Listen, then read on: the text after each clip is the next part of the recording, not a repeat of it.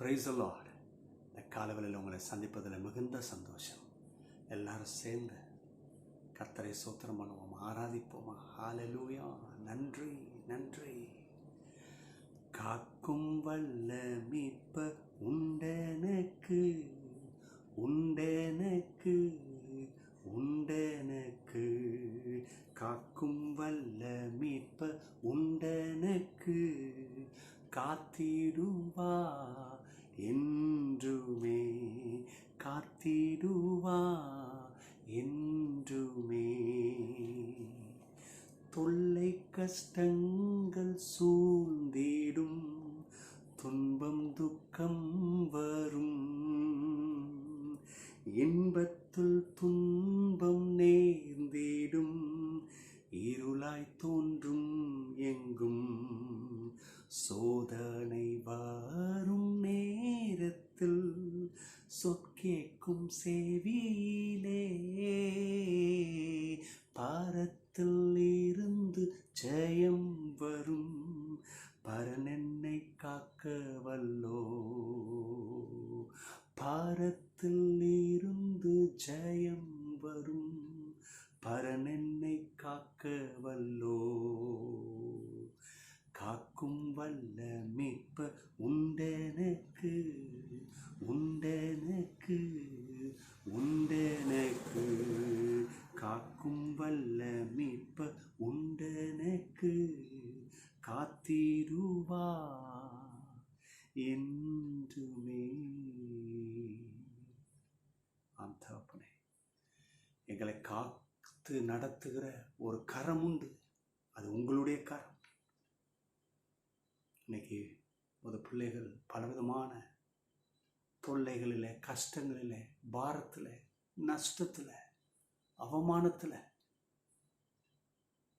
இருக்கிற நிலைமை. ஆனால் உங்களை நம்பும் பொழுது பரத்திலிருந்து ஜெயம் வரும் என்று சொல்லி பக்தன் பாடுவது போல, கண்டிப்பாக உமது பிள்ளைகளுக்கு பரத்திலிருந்து நீ ஜெயத்தை கொடுப்பீர், நீர் அனுக்கிரகம் செய்வீர், கைவிட மாட்டீர், கை கொடுப்பீர். இன்னைக்கு பிள்ளைகளுடைய கண்ணீரை துடைத்து வழி செய்யுங்க. இந்த வார்த்தையில ஜீவன் பெறட்டும். ஆமென், ஆமென். தேவ மக்களை, இன்னைக்கு விசேஷமாக நியாயாதிபதிகள் 6ஆம் அதிகாரத்தில் ஒரு சில காரியங்களை பார்க்க போகிறோம். கிதியோனை பற்றி. இந்த இடத்துல கிதியோன் கதறுகிறார், போராடுகிறார்.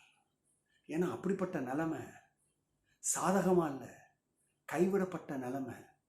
அவர் எப்படி கதறுகிறார்? 13ஆம் வசனத்தில் பார்த்தீங்கன்னா, கர்த்தர் எங்களோடு இருந்தால் இவையெல்லாம் எங்களுக்கு நேரிடுவது என்ன? அப்போ என்ன? தோல்வி, தோற்று போயிட்டாங்க இல்லையா, பகைவர்கிட்ட. அப்போ இவர் என்ன சொல்கிறார்? கர்த்தர் இருந்திருந்தால் இதெல்லாம் நடக்காதே. அப்போ என்ன சொல்கிறாரு? கர்த்தர் விலகிட்டாரா? இன்றைக்கி அப்படி தான் நமக்கு தோணுது.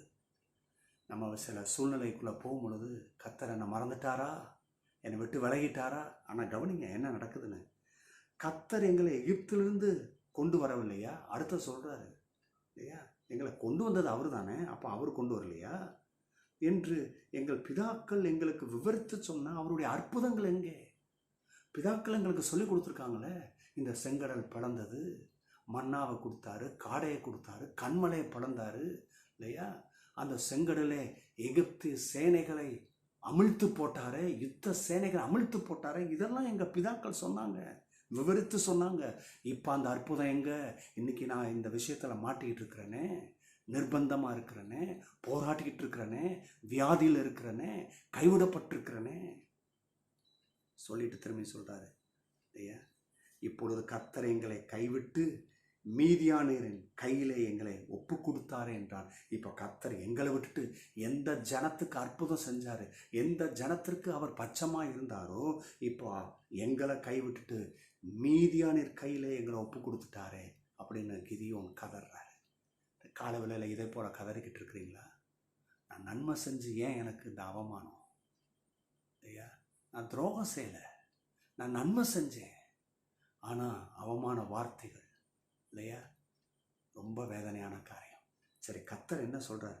அடுத்த வசனத்தில் 14ஆம் வசனத்தில் சொல்கிறாரு, அப்பொழுது கர்த்தர் அவனை நோக்கி பார்த்து, உனக்கு இருக்கிற இந்த பலத்தோடு போ, நீ இஸ்ரவேலின் மீதியானரின் கைக்கு நீங்களாக்கி ரட்சிப்பாய், உன்னை அனுப்புகிறவர் நான் அல்லவா என்றார். கர்த்தர் சொல்றாரு, அப்பா இப்போ எல்லாம் இழந்துட்ட, அப்படியே நிற்கிற, இப்போ பலவீனத்தோடு கூட இருக்கிற மாதிரி நீ நினைக்கிற.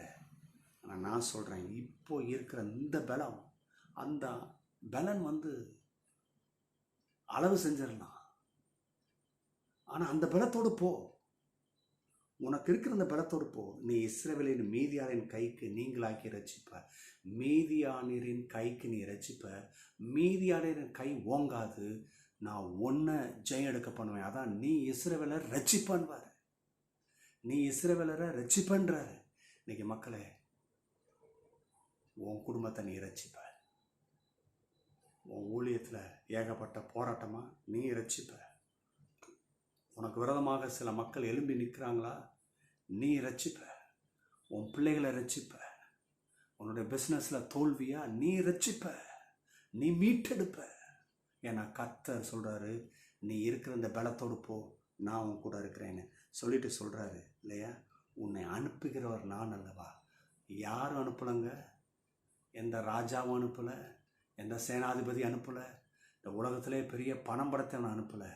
உங்களை என்னையும் இந்த காலை வேளையில் இந்த உலகத்துக்குள்ளே அனுப்புகிறவர் இந்த சர்வ வல்லவர். அவர் அனுப்புகிறாரு, இந்த நாளை நமக்கு கொடுத்துருக்கிறாரு. நீங்களும் நானும் கண்டிப்பாக ஜெயம் எடுப்போம். சூழ்நிலை மாறும்.